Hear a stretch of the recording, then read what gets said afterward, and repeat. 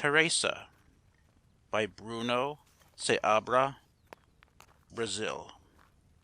Stop and hear the wedding march from the church door softly stealing, as we near the open arch, louder and yet louder pealing. What a blow, the worst, believe me, that I've met in all my life. But my senses don't deceive me, and Theresa is a wife. I had always meant to please her, and to say, when in the mood, "Will you marry me, Theresa?" For, of course, I knew she would. Now my chance is lost, I see.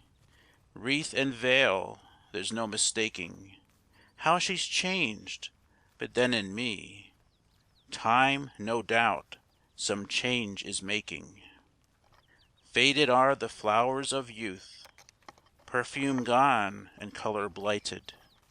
Nothing now remains in truth but the ghost of what delighted. Curses on procrastination! This, of all the vices' swarm, leads a fellow to damnation when he really meant no harm. Where's the little sunburned maiden with a smile for each and all, when, her shabbiest frock arrayed in, she would hasten at our call? What a hand she was for fun, bubbling o'er with mirth and laughter! How across the fields she'd run, while we boys came lagging after! See her now, as pale and calm she sweeps on, no swan more stately, and upon her husband's arm how her white hand rests sedately. I can wager he'll be jealous. He is throwing, I can see, such a scowl at us poor fellows, and the worst of all at me. There's a little touch of warning, mingling too with all his pride, watching on her wedding morning every motion of his bride. Well, your childhood days are o'er. Now you're married, little lady, you will gather grapes no more from the trellis long and shady. No more from the topmost bough can you pluck the ripest cherries. No more can you ramble now on the hillside after berries.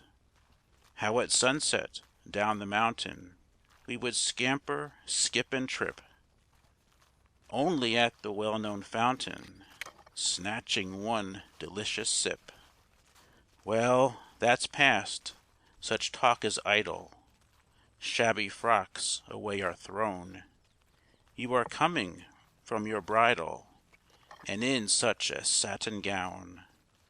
That long line of veil and train seems as if it never ended.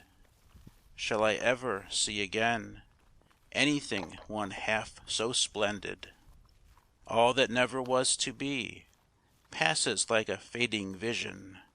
Spare but one kind thought for me from the height of your ambition.